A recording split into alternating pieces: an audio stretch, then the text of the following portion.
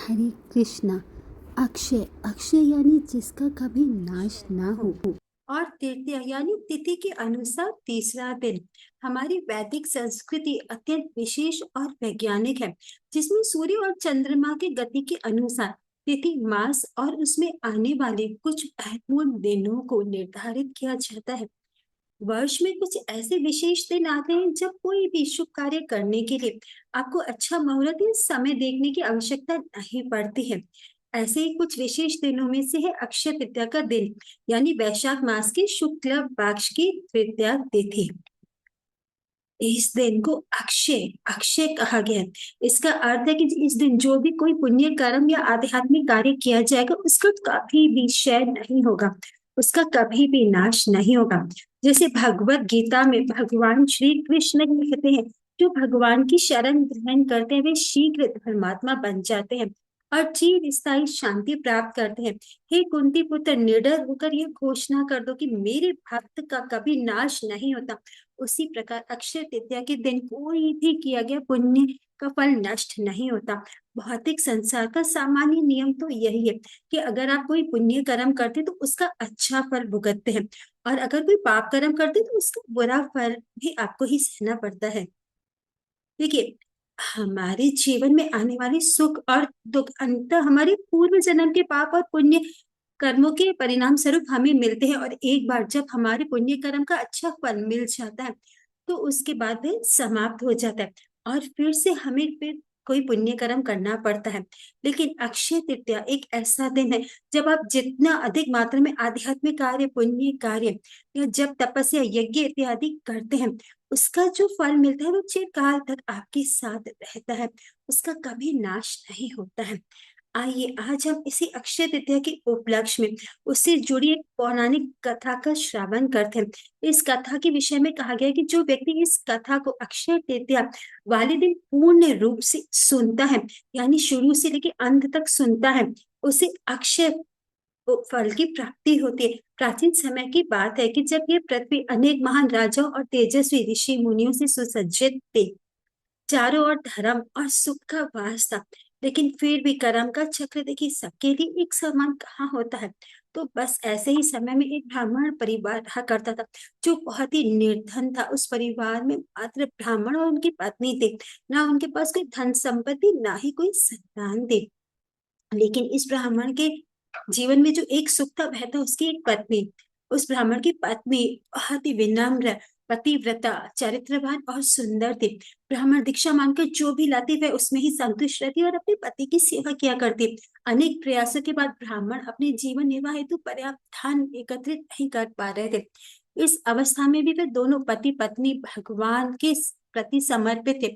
आखिर एक समय ब्राह्मण की पत्नी ने कहा कि हे स्वामी, आप इतना प्रयास करते फिर भी हम अपने जीवन व्यापन हेतु पर्याप्त धन एकत्रित नहीं कर पा रहे हैं।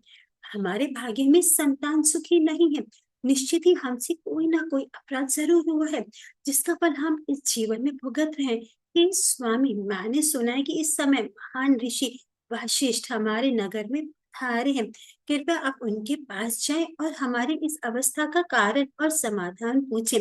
वह अवश्य हमारी सहायता करेंगे। अपनी पत्नी की बात सुनकर ब्राह्मण को भी ये सुझाव बहुत अच्छा लगा और वे उसी समय महान ऋषि वशिष्ठ जी के पास गए। वहां जाकर उन्होंने वहां प्रणाम किया और हाथ जोड़कर ऋषि से प्रार्थना करते हुए कहने लगे कि हे ऋषिवर, आप तो त्रिकाल यज्ञ हैं। आप प्रत्येक जीवन के भूत, भविष्य और वर्तमान से परिचित हैं। हे प्रभु, कृपया आप मेरी इस अवस्था का कारण तो बताएं। किस वजह से मैं इस निर्धन और संतानहीन अवस्था को प्राप्त कर चुका हूँ, और किस उपाय द्वारा हमें इससे मुक्त हो सके। कृपया हमारा मार्गदर्शन करें ऋषिवर। ब्राह्मण की बात सुनकर ऋषिष्ठ वशिष्ठ जी बोले कि हे पुत्र, पिछले जन्म में तुम अत्यंत धनी थे और तुम्हारे अनेकानेक पुत्र भी थे, लेकिन उस समय तुम अत्यंत कंजूस थे, यहाँ तक कि तुम अपने संतानों के लिए भी धन नहीं खर्च किया करते थे। अपने धन और संपत्ति के प्रति आसक्ति और अपने संतान के प्रति लापरवाही के कारण तुम्हें इस जन्म में निर्धनता और संतानहीन होने का श्राप मिला है। उस समय किसी कारणवश तुमने वैशाख मास के अंतिम 5 दिन में व्रत का पालन किया, इसीलिए इस जन्म में तुम्हें ब्राह्मण का शरीर और अच्छी पत्नी प्राप्त हुई है। अगर तुम इस जन्म में वैशाख मास से कम और 7 दिनों तक भगवान श्री कृष्ण की भक्ति करोगे तो इस अभिशाप से जरूर मुक्त हो सकते हो। और वैशाख मास के शुक्ल पक्ष में आने वाली अक्षय तृतीया के दिन परम भगवान श्री कृष्ण की पूजा अर्चना करो। ब्राह्मण ने वशिष्ठ मुनि की बात का पालन किया और उसके फलस्वरूप वह ब्राह्मण अपनी निर्धन और संतानहीन अवस्था से मुक्त हुआ। इस कथा का महात्म्य सुनाते हुए ये कहा गया है कि जब हम इस प्रकार की पौराणिक कथाओं का श्रवण और पठन करते हैं तो हम अपने आप ही परम भगवान गुरु और वैष्णव की सेवा में संलग्न हो जाते हैं। इसीलिए अक्षय तृतीया के दिन इस कथा का श्रवण अवश्य करना चाहिए। सिंहाचल में भगवान नरसिंह देव की एक विग्रह जिन्हें संपूर्ण वर्ष के दौरान चंदन लगाकर रखा जाता है, लेकिन अक्षय तृतीया का यही वह एकमात्र दिन है जब उनके शरीर से चंदन हटाया जाता है। यानी सिंहाचल के भगवान नरसिंह देव के वास्तविक विग्रह के दर्शन आपको सिर्फ अक्षय तृतीया के दिन ही प्राप्त हो सकते हैं। जगन्नाथपुरी धाम में हमारे प्रिय जगन्नाथ, बलभद्र और सुभद्रा की रथ यात्रा की तैयारी और रथ बनाने की शुरुआत अक्षय तृतीया के दिन से ही तो होती है ना। वृंदावन में बांके बिहारी मंदिर में भगवान श्री कृष्ण के चरणों के दर्शन भी लक्ष्मी सिर्फ एक बार अक्षय तृतीया के दिन होते हैं। इसी दिन से गंगोत्री, यमुनोत्री और बद्रीनाथ के कपट भी खुल जाते हैं और चार धाम यात्रा प्रारंभ होती है। आदि शंकराचार्य ने कर्कट स्रोत की रचना भी अक्षय तृतीया के दिन ही की थी। श्रीपाद माधवेंद्र पुरी ने भी इसी दिन भगवान को सर्वप्रथम चंदन लगाया था और इस प्रकार चंदन यात्रा का प्रारंभ भी अक्षय तृतीया वाले दिन से ही होता है।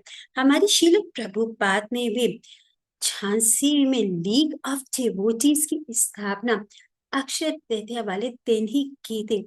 जैन धर्म के लिए भी अक्षय तृतीया अत्यंत विशेष है क्योंकि जैन धर्म के सर्वप्रथम तीर्थकार ऋषभदेव ने ही आज के दिन ही अपने 1 वर्ष के उपवास का पालन किया था। इसीलिए वे इस दिन को वार्षिक तप के नाम से जानते हैं। अक्षय तृतीया को आखा तीज के नाम से भी जाना जाता है। अक्षय तृतीया एक ऐसा विशेष दिन है जिस दिन अधिक से अधिक मात्रा में दान पुण्य कर्म के साथ साथ व्यक्ति को आध्यात्मिक कार्य भी करने चाहिए, जैसे कि भगवान के पवित्र नामों का जप करना।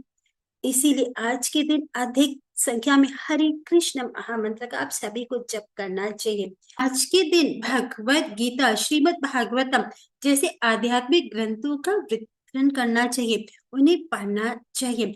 अक्षय तृतीया के दिन स्वयं लक्ष्मी देवी और भगवान नारायण की विशेष पूजा करने का महत्व है। इसीलिए कहा जाता है कि इसी दिन किसी भी रूप में सोना चांदी खरीदना शुभ माना गया है। आप अपनी क्षमता के अनुसार सोने चांदी की खरीदारी कर सकते हैं, चाहे वे आभूषण के रूप में या किसी और रूप में। जरूरी नहीं है कि कोई बड़ी चीज ही खरीदनी है, आप कम से कम देखिए कोई भी चीज ले सकते हैं, इससे सौभाग्य की वृद्धि होती है। इसके उपरांत आप इस दिन घर, जमीन, दुकान, टॉर्च, नया मकान, पुस्तकें, वस्त्र कुछ भी खरीद सकते हैं। अगर आप कोई नया बिजनेस शुरू करना चाहते हैं तो अक्षय तृतीया का यह दिन सबसे शुभ है।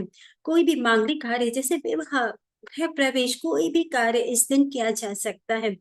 अब देखिए सबसे बड़ा दान होता है ज्ञान का दान, इसीलिए अगर आप ज्ञान का दान देना चाहते तो अक्षय तृतीया के दिन भगवत गीता, भागवतम, चैतन्य चरितम, अन्य ग्रंथों को भी आप खरीद सकते हैं। इन ग्रंथों को आप खरीद कर अपने मित्र, रिलेटिव्स या जिज्ञासु लोगों को दे सकते हैं। और सबसे महत्वपूर्ण अक्षय तृतीया के दिन से इस्कॉन के प्रत्येक मंदिर में चंदन यात्रा का प्रारंभ हो जाता है। चंदन यात्रा यानी इस गर्मी के ऋतु में 21 दिन तक भगवान के शरीर पर चंदन का लेप लगाया जाता है और इसके दर्शन देखिए अत्यंत दुर्लभ और विशेष होते हैं। अगर आपके घर के आसपास कोई इस्कॉन मंदिर या केंद्र या कोई ऐसा मंदिर है जहाँ चंदन यात्रा का पालन होता है तो अक्षय तृतीया वाले दिन अवश्य वहां जाएं और भगवान के विशेष श्रृंगार दर्शन करें। इस दिन कोई उपवास देखिए नहीं रखना होता है, इसीलिए आप भगवान के लिए स्वादिष्ट भोग बनाकर उसमें तुलसी पत्र रखकर उन्हें अर्पित करें और स्वयं भी उसे प्रसाद को स्वीकार करें। बस याद है कि भगवान को भोग लगाते हुए आप किसी भी भोजन में प्याज, लहसुन, चाय, कॉफी, चॉकलेट आदि का प्रयोग नहीं कर सकते। इसीलिए हर प्रकार का सात्विक भोग बनाएं और भगवान को अर्पित करें। अक्षय तृतीया वाले दिन दान देने का विशेष महत्व है। इसीलिए आप अपनी क्षमता अनुसार किसी सुपात्र, वैष्णव या किसी नजदीक के मंदिर में जाकर दान दे सकते हैं। लेकिन कुछ ना कुछ दान तो हमें अवश्य करना ही है।